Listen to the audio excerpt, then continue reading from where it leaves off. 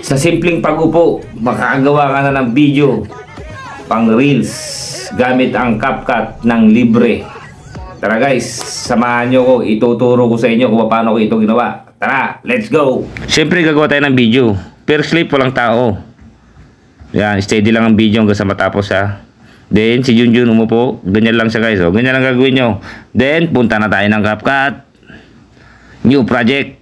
Yung ginawa natin video, add natin yan.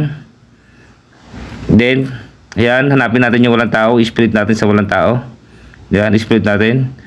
Then, hanapin natin yung pagtaas ng kamay. Diyan tayo magpipris. Hanapin natin pagtaas ng kamay. Pipris natin dyan guys. Ayan, then, freeze. Hanapin natin ang freeze. Ayan, freeze. Then, ilagay natin sa unahan yung unang in-split natin. Then, drag natin yan. Then, hanapin natin ang remove background. Remove background. Ayan, ayan na siya guys. Oh. Then, isakto lang natin yan. Yan. Yan. Tapos, gagamit tayo ng keyframe guys ha. Yan, diamond na yan. Automatic na yan, diamond. Diamond sa dulo. Tapos, tataas nyo lang. Drag nyo lang. Taas lang. Taas. Yan. Oh. Tapos na. Diba? Ganun lang guys kasimple. Oh. Oh, diba?